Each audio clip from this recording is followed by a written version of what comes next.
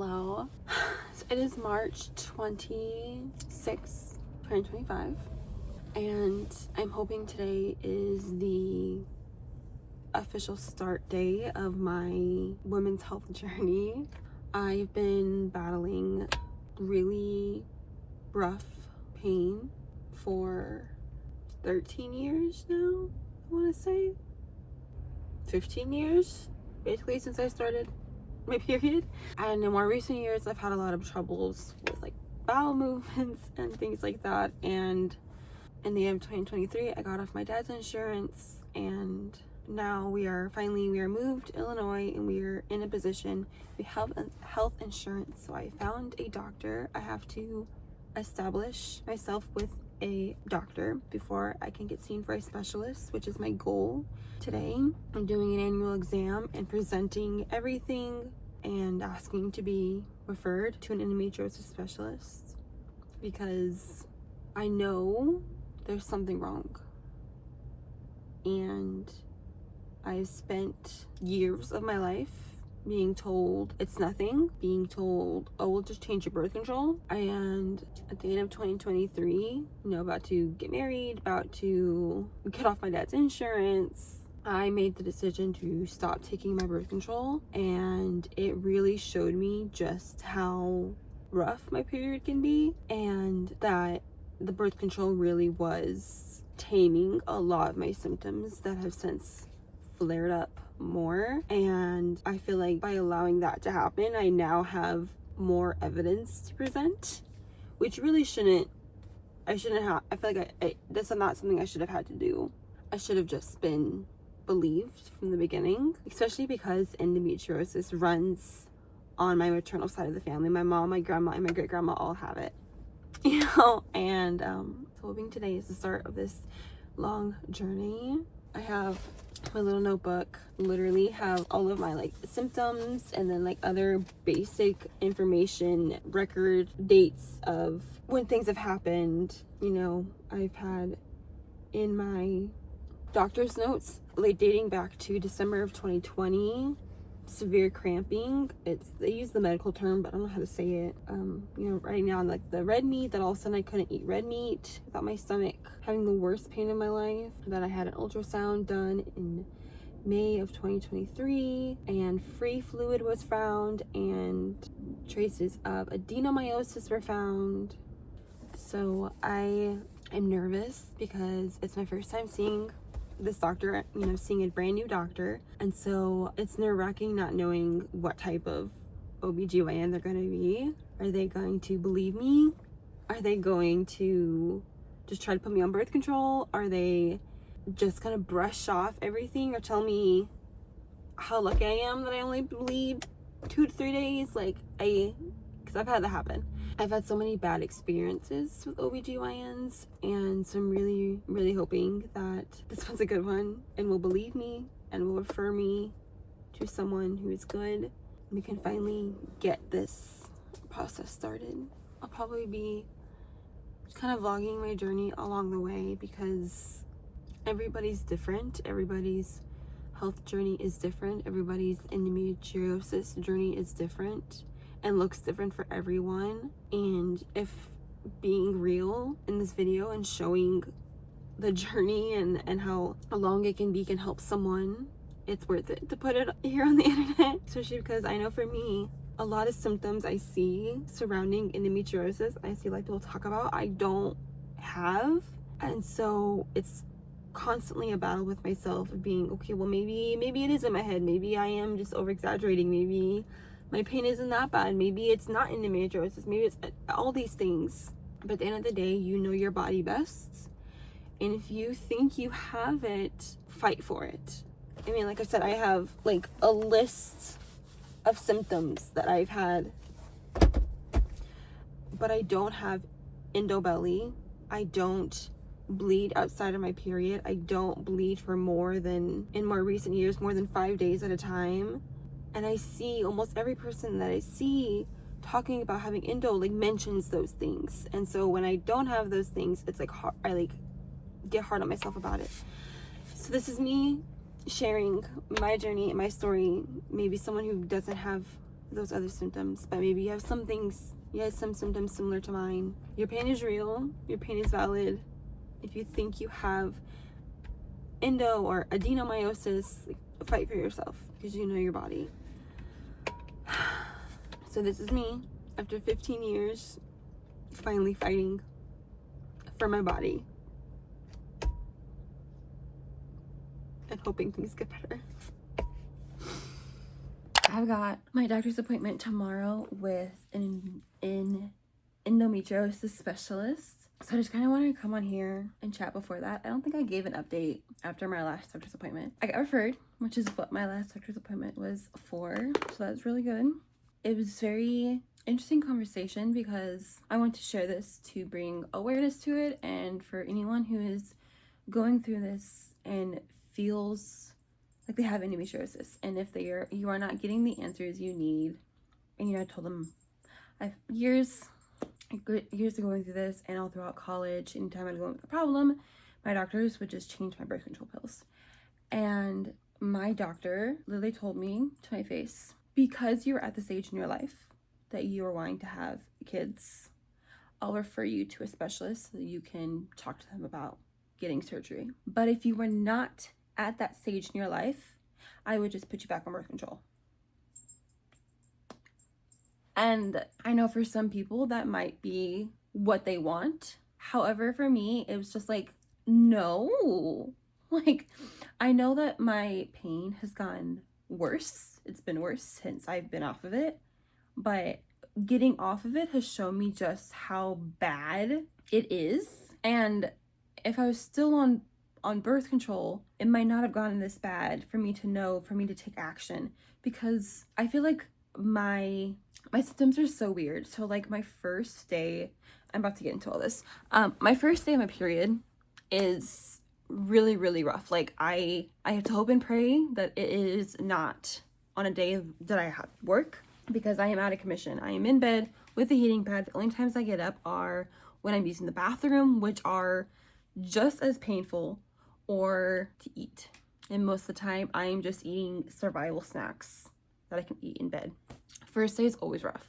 Second day, depends. Still rough, but maybe I can get some movement in. Sometimes I'm okay by the second day.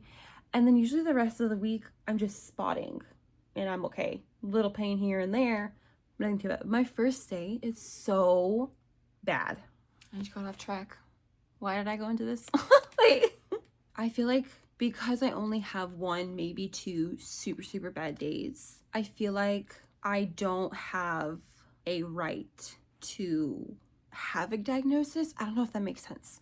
Like I see stories of people whose endo pain is so bad that they faint, or they are bleeding outside of their period. They're having these massive problems that are on a larger scale than mine is. And so for a very, very long time, I had a huge inner battle, and I feel like sometimes I still do, of that someone's pain is greater, so who am I to complain about my pain level? And that's a battle all on its own. And this is one of the reasons why I feel it's so important to share my journey, because I know there may be people out there who may be on a similar path or have similar feelings or similar symptoms or a similar thing going on, and I want them to know that their pain level and their experience and their journey is just as important.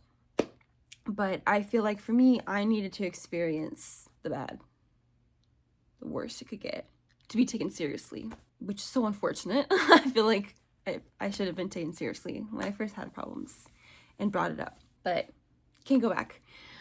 But anyways, I'm finally seeing a specialist, and it is a virtual meeting, so I'm not sure what's gonna happen with it. Just kind of talk about everything. I doubt they'll want to schedule a surgery right away. I'm sure the doctor is gonna want to see me and do some exams or things like that. So I'm sure tomorrow we'll be chatting, going over everything, being like, yep, something's wrong.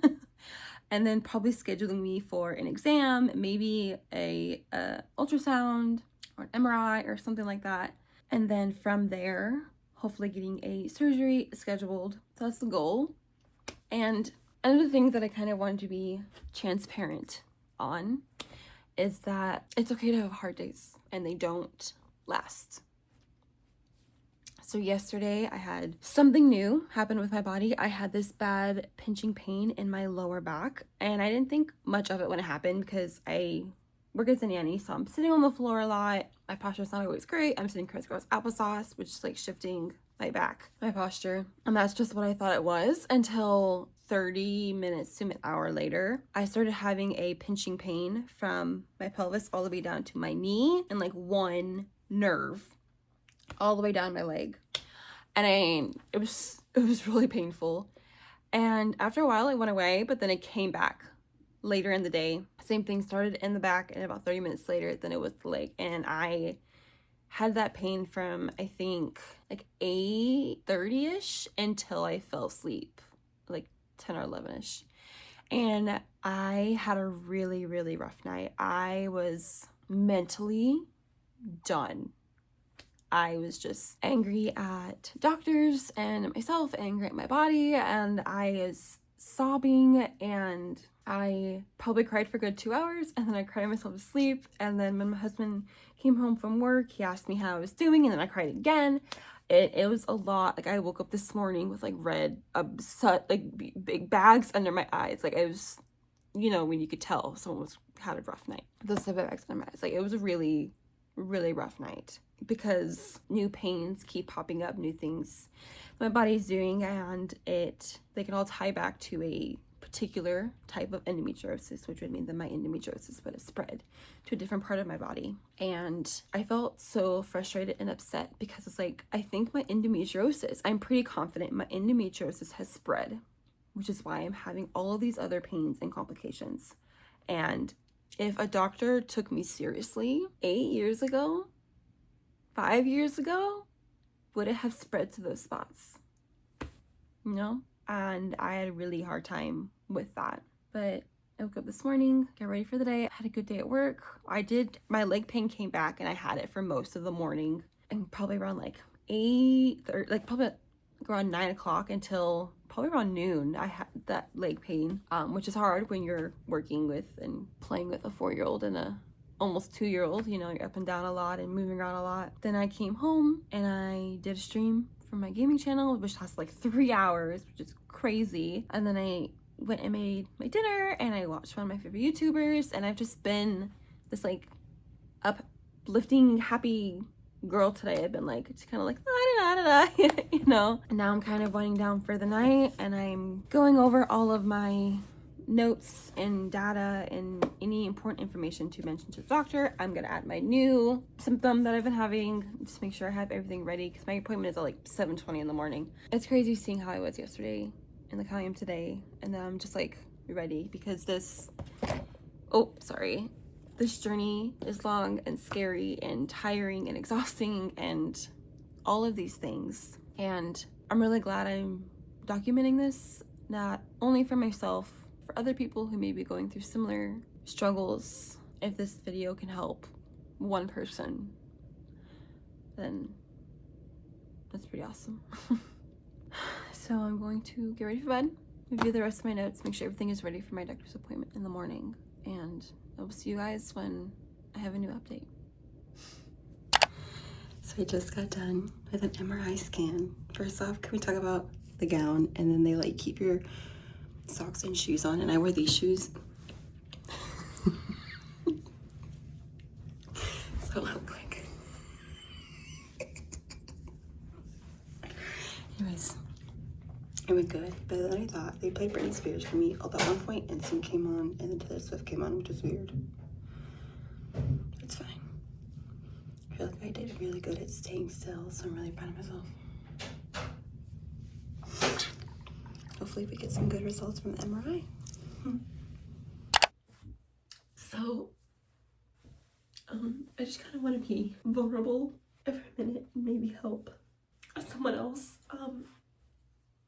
I got my MRI results back almost immediately. My appointment was at like 7:40 at night, and then I got my results back by like 11 a.m. the next day. And I have an appointment tomorrow to actually discuss the MRI results, and my doctor is going to do an exam. And I've tried to limit how much I I Google what they found. They found you in endometriosis, so that's good. I was right, and I'm glad that I am. I've been fighting for myself. So if you feel like you have it, if you feel like you have endometriosis, if you see the signs, if you're hurting, if you're in pain, just fight for yourself. Obviously, I'll get more answers tomorrow on what everything is and what everything means for me. But I'm really glad I'm deciding to share this because I don't want anyone else who's having pain, but maybe their pain looks different from what they're seeing from other people or what they read about or what anyone else is sharing, because everyone's journey is different, everyone's pain level is different, everyone's pain and symptoms and story is different. And so they saw multiple bilateral, I don't know how to say it properly, ovarian endometriomas. I'm reading it on my laptop right now. They're also known as chocolate cyst. There's cystic growths on both ovaries caused by endometriosis, where endometrial tissue grows outside the uterus. These cysts are filled with dark, thick fluid, often containing old blood. So if that's a multiple on both ovaries, based on MRI, I don't know how many there are, what size they are, but I have that. And the causes, well, the exact cause isn't fully understood. Theories include retrograde menstruation, where menstrual blood flows back into the pelvis instead of out of the body, which for me makes sense because one of the symptoms or things with me that I felt like was weird and different, because it's not something I saw a lot of people talking about when talking about endometriosis, was I had one, maybe two very, very bad days of my period. My first day is always the worst. I always am out of commission, can't function, I'm laying in bed all day. The second day is a hit or miss, and then the rest of the week it's just spotting. I don't bleed outside of my period. My heavy days are only that 1, maybe 2 days, and it seems like it's because it was going into the cysts. I'm not seeing it right now come on the page I'm at, but the ovarian endometriomas is considered more of a moderate to severe form of endometriosis. And they also, on my MRI results, they saw tethering of the ovaries. So I don't know exactly how, like I said, I'll get more explanation tomorrow, but it refers to the ovaries being stuck or trapped within the pelvic cavity due to the formation of adhesions or scar tissue.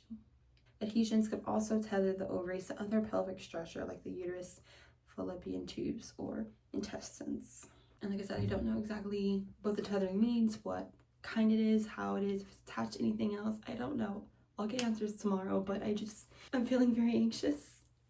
Today is the day before my doctor's appointment, and I feel like it's hard to talk about because I want to talk to people about it, and I know there's people who care. Obviously, I talked to my husband about it, and we've just kind of discussed it a lot, but I feel like it can also be hard because I know I want to talk to women who are experiencing what I'm experiencing, and I don't have that. So I'm happy for them.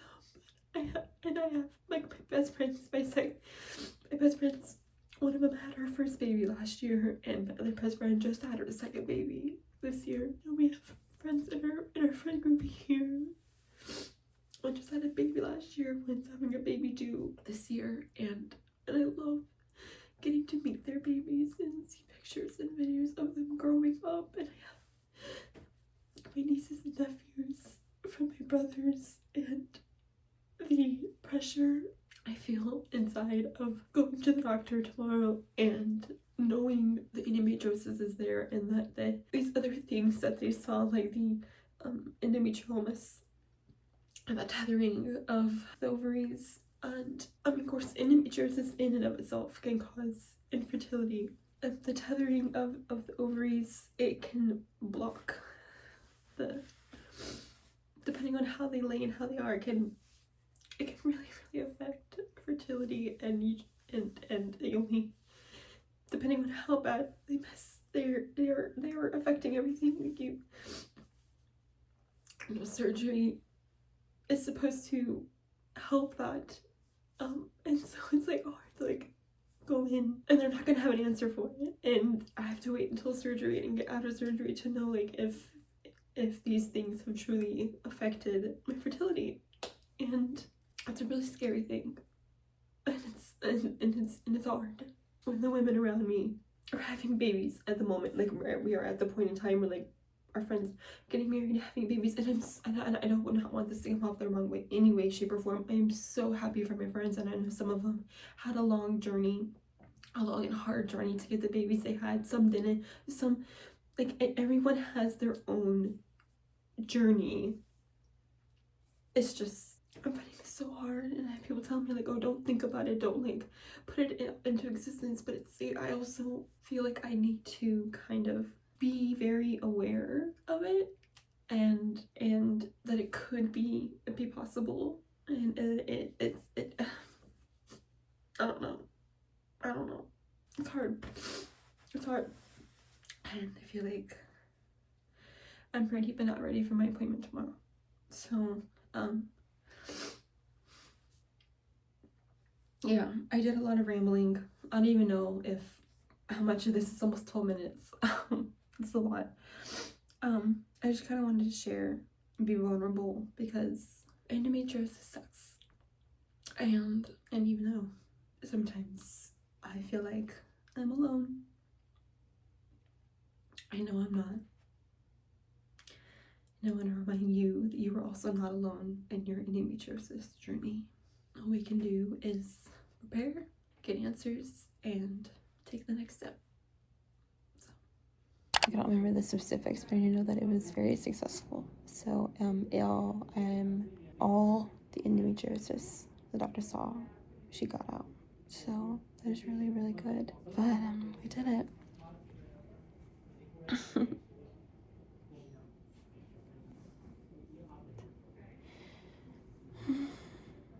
I wanted to do this while I was still kind of like fresh. So I had my surgery about 2 weeks ago now.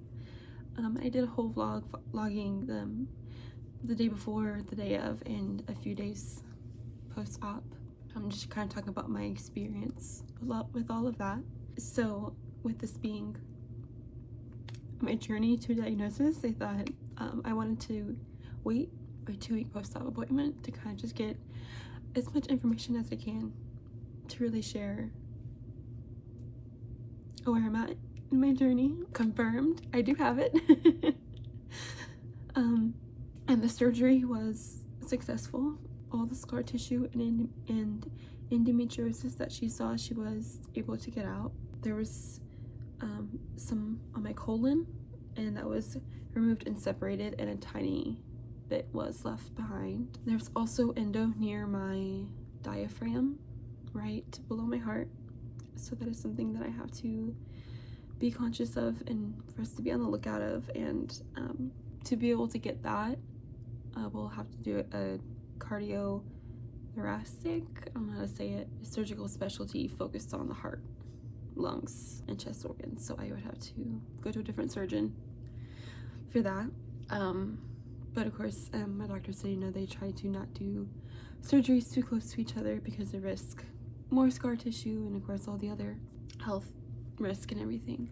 And it is confirmed to be stage 4 endometriosis. It's weird.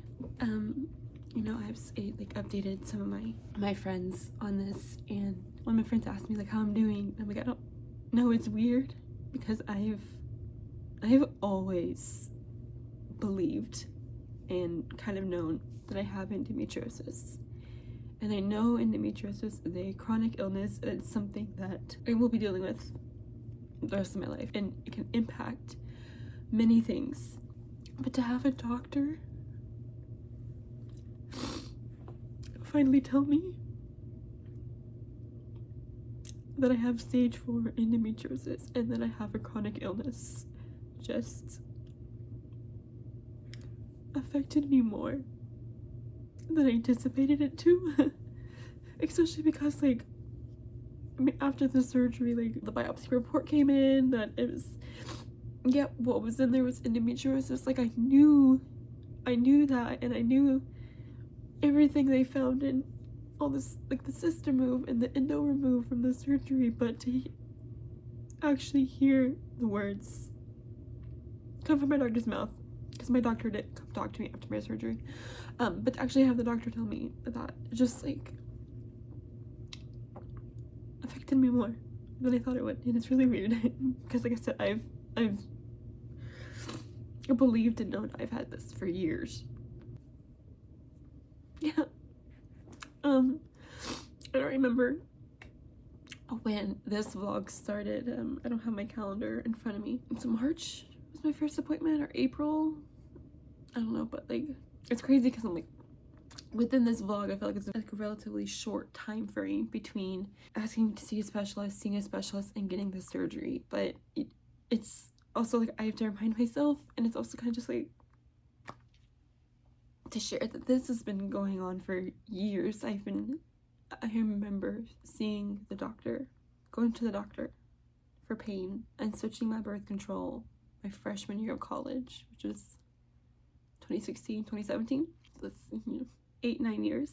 And I started showing signs of endo when I was, I think, 13, which is why my mom put me on birth control when I was 13 years old. So it's been a long time. And it's crazy that it took this long. It's hard. The next steps are picking a form of medication to help suppress my endo, whether that be birth control, or there's another pill my doctor recommended me that is made specifically for endometriosis. I'm doing a whole lot of research right now. That's what I've been doing since I got off my appointment. And of course, like, doing research and sleeping on it and talking with my husband about it will help me. But I find it really hard.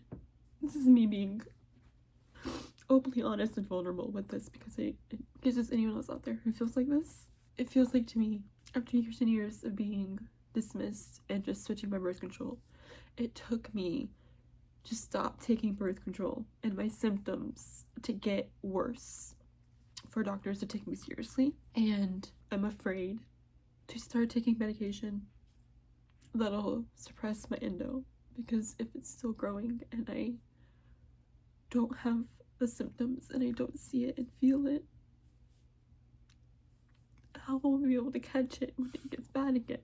And I know suppressing the endo is supposed to help it to not grow or spread, but I was like, there's no way my endo got to stage 4 in almost 2 years I've been off birth control. But I've been having pain and symptoms for years.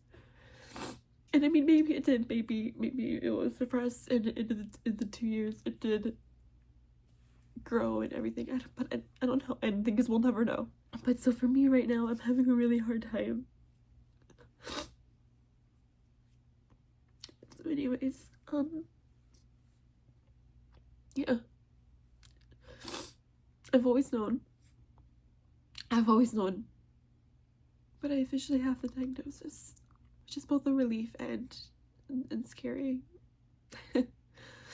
Especially with the fact that it's near my diaphragm, and I could possibly need another surgery that is different from a laparoscopic surgery. So it's scary and nerve-wracking. But thanks for watching me cry for several minutes. I'm sure this is probably a long video.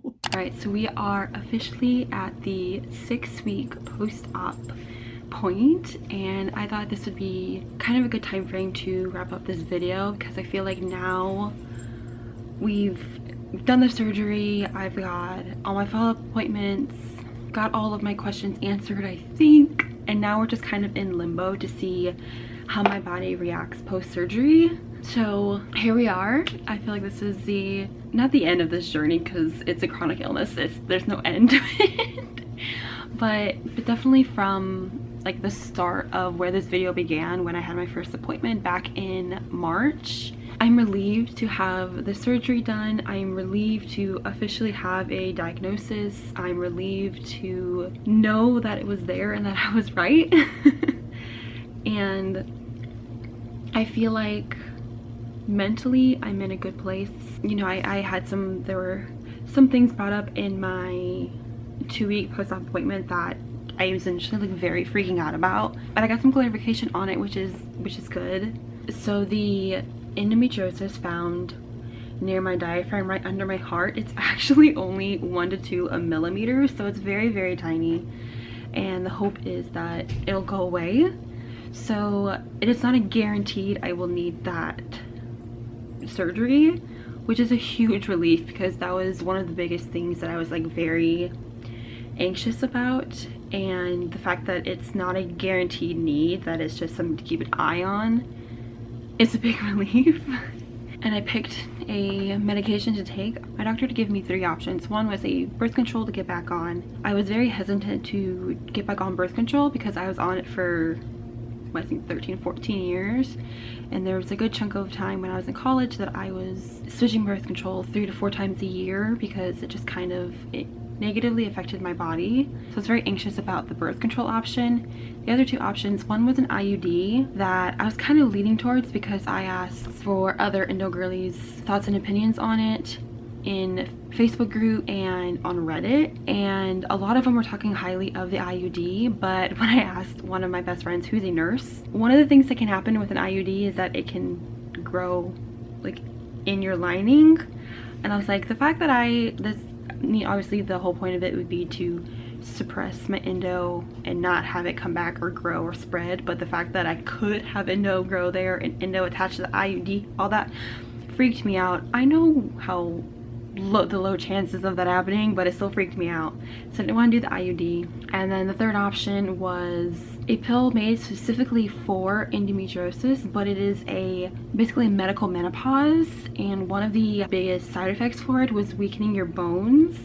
And I'm a dancer, I'm a choreographer, and so that wasn't something I was willing to risk for my body. And so ultimately I decided to do the birth control. I've officially been taking it for about a week now, and I mean, so far so good, but we'll see. I guess we'll see how my body does, how my body reacts with it and everything. I feel like my acne's been kind of weird the last week. I mean, I have makeup on, so you can't really see, but I don't know if you can, but I just feel like there's a lot on my face. And like, I just changed my pillow cases, you know, I'm washing my face nightly, so I'm doing all this stuff, but so I'm afraid the acne thing will, I'm concerned about the acne. That's one of my, the biggest things I've always had an issue with when it came to birth control and hormones and everything. So hopefully this birth control doesn't do that and it's just a weird week.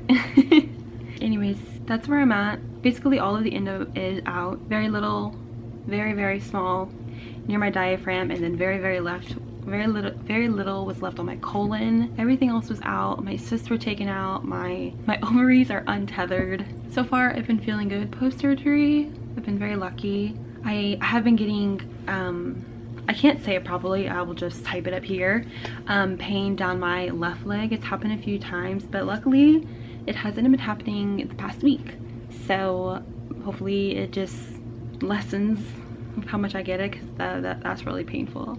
But I feel like with everything else, doing good so far. I've been trying to focus more on eating an anti-inflammatory diet. I feel like that's been really helpful, of really finding foods that trigger my body, foods that make me feel good, different things like that. So that's definitely been a journey and learning and trying to drink a smoothie every day to make sure I'm getting all the good fruits, you know, sometimes trying to throw in some vegetables in there, some spinach. Ultimately right now, I feel good.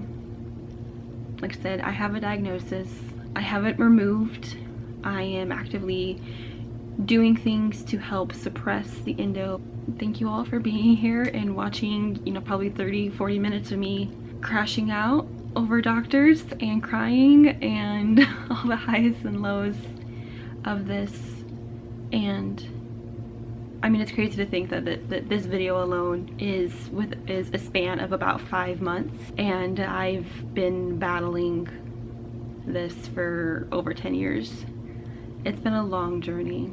If you made it to this far in the video, I'm assuming you are also on this journey or about to go on this journey or in the middle of this journey, and just know that you are amazing and resilient and strong and capable and loving and just an amazing person. And I'm always here for any questions or advice, or just need someone to talk to who's going through the same thing you are, because as I think I talked about a lot in the clips from this video, that it can feel very isolating and very lonely going through this. And that's why I made this video. That's why I'm sharing my journey here on my channel, because it helped me. As I feel like as silly as it sounds, by talking to the camera, knowing that other people battling and fighting endometriosis will see this, made it not feel so lonely sometimes. So I hope this video will help you to not feel so lonely. Thanks for being here.